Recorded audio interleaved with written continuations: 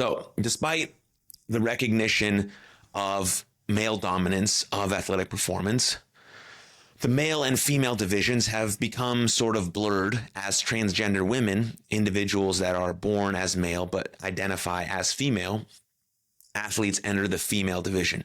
We've seen this, all over the internet. The inclusion of transgender women athletes has raised concerns about the fairness of the female division for biological female athletes. That's what we're talking about here. There are irreversible changes to male physiology by testosterone throughout the life. Testosterone masculinizes the brain, in utero, and during early life. Testosterone drives anatomical structure design specific to the male skeleton. Testosterone drives muscle mass, muscle fiber type, and muscle memory. Most of the effects driven by testosterone cannot be reversed. Listen to that again. Most of the effects driven by testosterone cannot be reversed with estradiol or cross-hormone therapy. For many decades, it has been recognized that testosterone drives muscle mass and clear sex differences exist. For example, elite male athletes have on average more muscle mass than female athletes for any given body weight.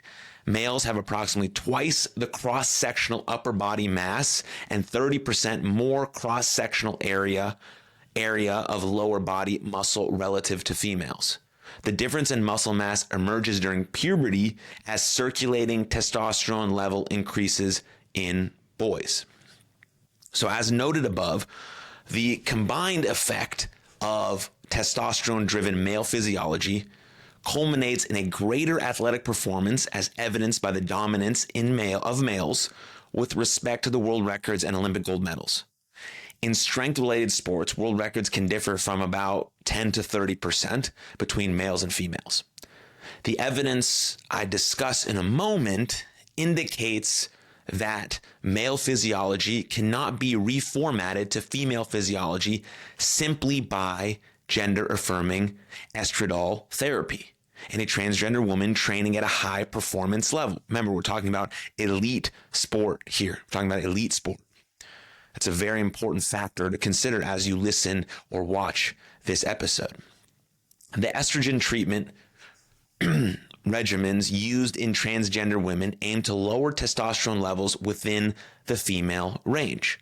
However, hormone therapy alone has met limited success in suppressing testosterone levels, with many transgender women failing to achieve the desired level. In recent studies of transgender women, one quartile failed to achieve any significant suppression, and 1/3 failed to suppress testosterone levels despite achieving desired estradiol levels. Another study reported that only 49% of transgender women showed suppressed testosterone concentrations after 6 months or more of estrogen with the addition of anti-androgen therapy. Notably, Jaron and colleagues show that testosterone levels in transgender women decrease significantly from former male levels. However, nearly all participants maintained their testosterone levels above the female range. So yes, they decreased, but they're still above the normal female range. Whether elite, so that's an important distinction when looking at that. And so there is a dose-dependent relationship between testosterone and muscle mass. Lowering circulating testosterone levels from an average male level to under 10 nanomoles per liter should decrease muscle mass in trans women. Indeed, studies report muscle mass loss with a 5% loss for lower limb mass and 9.4% for total muscle mass loss after 12 months of estrogen therapy. But the loss of muscle mass did not, however, associate with the loss of strength or muscle fiber density or performance.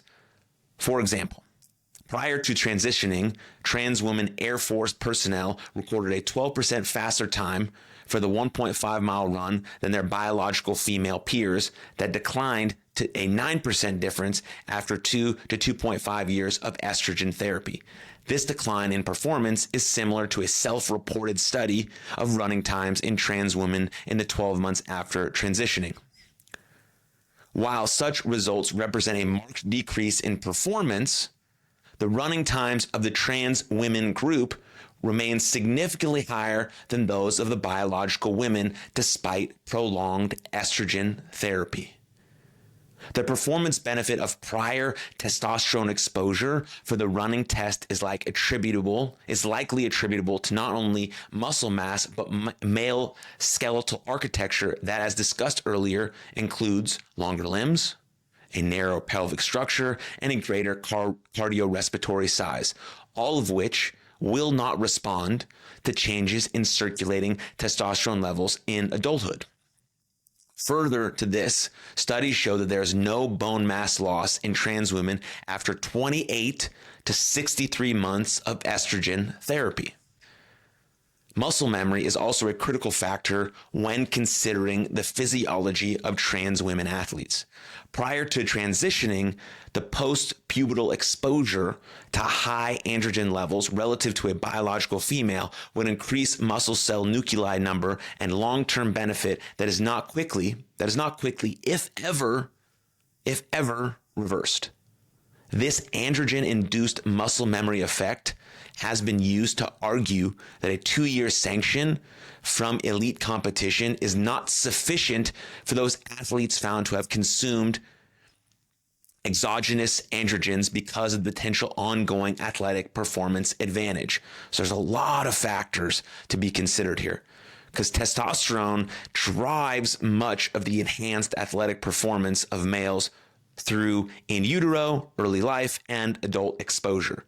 Many anatomical sex differences driven by testosterone are not reversible. Many anatomical sex differences driven by testosterone are not reversible.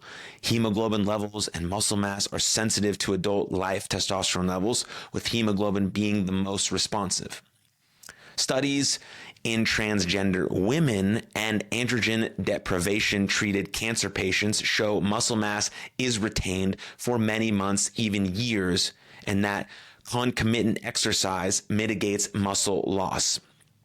Given that sports are currently segregated into male and female divisions because of the superior male athletic performance, and that estrogen therapy will not reverse most athletic performance parameters, it follows that transgender women will enter the female division with inherent advantage because of their prior male physiology.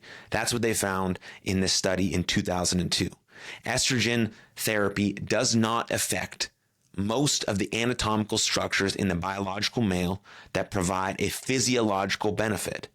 Hemoglobin levels are lowered by estrogen therapy, and consequently, maximum aerobic effort may be lower. But this parameter will only be manifested if testosterone levels are suppressed to the levels within the biological female range and maintained for extended periods of time. Reported studies show it is difficult to continuously suppress testosterone in transgender women. Given that the percentage difference between metal placings at elite level is normally less than 1%, there must be confidence that an elite trans women athlete retains no residual advantage from former testosterone exposure, where the inherent advantage, depending on sport, could be up to 10 to 30%. Current scientific evidence cannot provide such assurances, and thus, under abiding rulings, the inclusion of trans women in elite female division needs to be reconsidered for fairness to female-born athletes or biological female athletes. That's what I think.